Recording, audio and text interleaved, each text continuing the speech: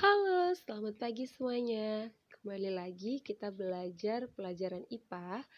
Materi kita kali ini berjudul alat ukur besaran massa. Nah, sebelumnya kita udah bahas alat ukur untuk besaran panjang kan? Kali ini kita akan bahas untuk besaran massa. Nah, kita tahu nih, kalau untuk massa pasti udah berhubungan dengan namanya neraca. Pasti alat ukurnya adalah neraca. Hanya saja neraca itu banyak jenis-jenisnya. Jadi di sini saya akan bahas 3 jenis neraca. Nah, yang pertama itu ada namanya neraca sama lengan. Oke, sama lengan. Di sini dari gambar yang kamu lihat ini, kamu bisa lihat ya lengannya itu ada 2 di sini. Nah, yang ini yang sebelah sebelah kiri itu adalah tempat benda yang diukur. Lalu yang sebelah kanan adalah tempat anak timbangannya. Nah, sebenarnya nggak masalah ya kamu bikin anak timbangan di kiri atau anak timbangan di kanan, atau mau benda yang mau diukur di sebelah kanan itu nggak masalah. Hanya di sini ketelitian dari alat ukur ini, neraca ini yaitu 0,01 gram. Nah, untuk prinsip kerjanya ini adalah menyeimbangkan kedua lengan, makanya dibilang neraca sama lengan. Nah, kalau menyeimbangkan berarti massa di kanan dan massa di kiri harus sama. Nah, jadi kalau kamu menggunakannya ini, massa di kanan dan massa kirinya harus kamu bikin seimbang. Nah, misalnya gini ya, kamu letakkan bendanya itu di sini, oke? Nah, sebuah benda di sini, lalu kamu letakkan di sini anak timbangannya. Nah, ketika dia sudah sama nih, seimbang, berarti berapa massa anak timbangan yang kamu gunakan, segitulah massa benda yang sedang kamu ukur ini. Seperti itu. Nah, kita ambil contoh ya. Seperti gambar ini. Ini juga merupakan gambar dari neraca sama lengan ya. Hanya saja kalau tadi bentuknya agak tinggi, kalau ini agak rendah dibuat. Nah, di sini kan bendanya ya, di sebelah kiri. Lalu sebelah kanan dibuatnya anak timbangannya. Nah, ini kan udah seimbang ya kalau kamu lihat. Jadi kalau misalnya dibilang tentukanlah hasil pengukuran massa benda ini, berarti kalau ini kamu ditanya benda ini misalnya ditanya berapa massanya, berarti karena ini udah seimbang, berapa massa dari anak timbangan ini, segitulah massa di si benda ini. Nah, massa totalnya ini berarti kamu jumlahkan kan? Kamu jumlahkan 80 gram ditambah 1,2 kg ditambah 20 gram. Nah, hanya saja nih permasalahannya adalah di sini nih. Nah, kalau menjumlahkan itu kan satuannya harus sama. Ini satuannya berbeda. Yang ini gram, ini kilogram. Nah, jadi yang ini, yang si 1,2 kg kamu ubah ke gram. Kenapa si 1,2 kg yang diubah? Karena kalau kamu ubah yang gram, ini harus 2 kali kamu ubah. Si 80 gram kamu ubah ke kilogram, si 20 gram juga kamu ubah ke kilogram. Nah, tapi kalau yang kilogram kamu ubah ke gram, itu cukup sekali. Jadi cara gampangnya lebih baik ini aja yang kamu ubah. Nah, jadi kita bisa buat yang diketahuinya itu seperti ini. Diketahui massa anak timbangan pertama yang ini ya, 80 gram. Timbangan kedua 1,2 kg. Nah, kilogram mau kita ubah ke gram. Nah, kilogram ke gram itu adalah turun tangga. Turun tangga berarti kita kali ya kan. Berarti 1,2 kita kali. Nah, dia berapa tangga yang turun nih? 3 tangga. Berarti kita kali 1000. Maka jadilah 1,2 dikali 1000, hasilnya adalah 1200 gram.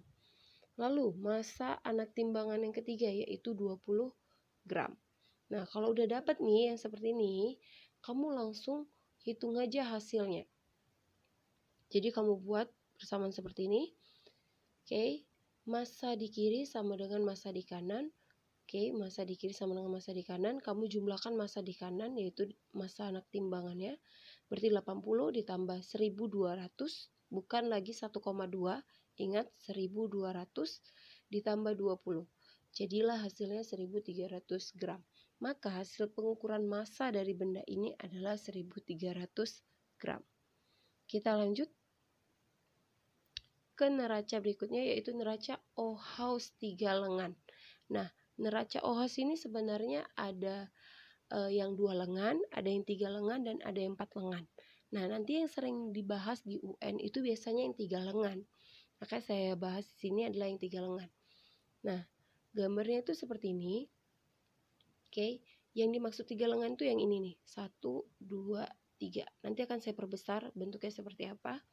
Nah, ini adalah tombol kalibrasinya. Jadi sebelum menggunakan ini kamu harus kalibrasikan dulu. Arti kalibrasi itu artinya kamu mengenolkan. Kamu buat dia menjadi titik nolnya gitu. Nah, kamu meletakkan bebannya itu di sini. Oke, kamu letakkan di sini. Oke. Nah, lalu nanti garis keseimbangannya adalah di sini ini. Oke. Nah, ini pemberatnya. Jadi ini yang bakal kita geser-geser. Oke. Nah, biasanya untuk menggesernya kita mulai dari yang pemberat yang paling berat. Oke. Yang paling berat tuh kita geser sampai ke lengan berikutnya yang paling ringan. Lalu kamu lihat nih, apakah dia sudah garis keseimbangannya tepat gitu, lurus dengan garis si jarumnya itu lurus dengan garis keseimbangannya gitu. Kalau sudah lurus berarti kamu sudah bisa membaca skalanya. Nah, kita lihat ya, saya kasih tunjuk bentuk skalanya seperti apa. Oke, ini ketelitiannya 0,01 gram. Nah, ini dia. Jadi yang maksudnya 3 lengan tuh yang ini. Ini 1, 2, 3. Oke. Nah, yang ini adalah lengan depan. Lalu selanjutnya lengan tengah, lalu lengan belakang. Nah, ini yang kita geser tadi. Nih. Oke. Pertama-tama yang berat dulu yang kita geser. Oke. Lalu nanti ke yang lebih ringan, lalu paling ringan. Lalu kalau misalnya sudah seimbang, baru kamu bisa baca nih. Contohnya kayak ini ya. Ini 500. Oke. Lalu yang ini berhentinya di 40. Kalau yang ini dia di 2,4. Oke, karena di sini ya ujungnya ya 2,4. Berarti tinggal kamu jumlahkan aja 500 tambah 40 tambah 2,4. Maka hasil pengukuran dari bentuk gambar ini, adalah 542,4. Oke, ini hasilnya. Kamu jumlahkan aja. Oke, hasilnya adalah lengan depan ditambah lengan tengah tambah lengan belakang. Jadi cara membacanya ini kamu jumlahkan aja lengan depan ini tambah lengan tengah tambah lengan belakang. Nah, seperti saya bilang tadi, ini kan 2,4, ini 500, ini 40. Berarti jadinya 542,4. Kita ambil contoh ya. Dia bilangin seorang siswa melakukan percobaan pengukuran massa suatu benda dengan neraca Ohaus 3 lengan. Nah, gambarnya seperti ini. Oke, lengan belakang, lengan tengah, lengan depan. Lalu dia bilang tentukanlah massa pengukurannya. Oke, nah kamu bisa buat dia seperti ini. Oke, kamu lihat dulu nih. Lengan depannya berhenti di mana? Oke, di sini ya, di tengah-tengah 5 dan 6. Berarti kalau di tengah-tengah itu adalah 5,5. Berarti lengan depannya adalah 5,5. Lengan tengahnya 300. Lengan belakangnya 50. Nah, ini semua satuannya adalah gram. Jadi kamu bisa buat seperti ini. Diketahui lengan depan 5,5 gram, yang ini. Lengan tengah adalah 300 gram. Dan lengan belakang adalah 50 gram. Nah, kalau udah dapat seperti ini, tinggal kita jumlahkan.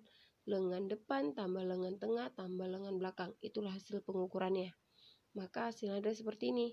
5,5 gram ditambah 300 gram ditambah 50 gram adalah 355,5 gram. Nah, sampai situ sudah paham ya untuk cara penggunaan atau membaca hasil pengukuran pada neraca Ohaus 3 lengan. Oke, kita lanjut ke neraca analitis. Oke, neraca analitis ini bentuknya seperti ini. Oke, tingkat ketelitiannya adalah 0,0001 gram. Jadi bisa dibilang dari ketiga yang tadi, yang dua tadi yang saya bahas, ini sebenarnya yang paling akurat. Oke, ini yang paling akurat. Kenapa? Karena dari segi ketelitiannya ya, dia bisa mengukur sampai massa terkecil segini. Oke, massa terkecil segini dia masih bisa ukur. Nah, kedua, kamu bisa lihat ya, ini dia tuh kayak ditutup pakai kaca dalam ruangan. Jadi hasil pengukuranmu itu nggak dipengaruhi oleh udara di sekitarnya. Jadi hanya terpengaruh oleh massa dari yang kamu ukur.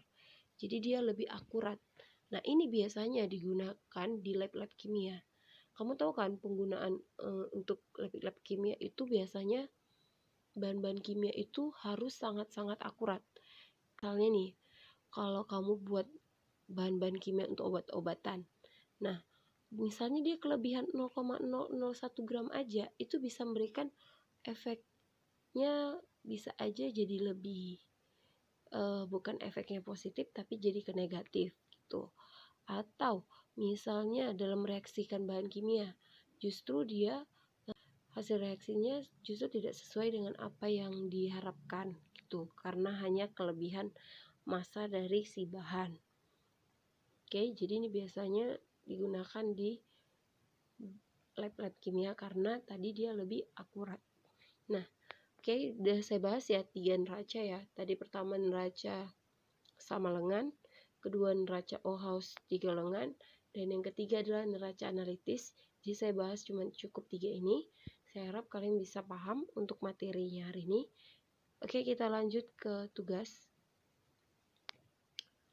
Di sini ada 2 soal. Oke, yang pertama itu ini gambaran neraca sama lengan. Yang kedua adalah neraca Ohaus 3 lengan. Oke, saya harap kalian bisa mengerjakannya di kertas lembar. Hari Sabtu dikumpulkan. Dan juga jangan lupa dibuat tanggal dan namanya, kelasnya. Dan jangan lupa dibuat juga catatan dari apa yang sudah saya terangkan di video ini ya. Oke, demikian dari saya. Atas perhatian saya ucapkan terima kasih. Selamat pagi semuanya.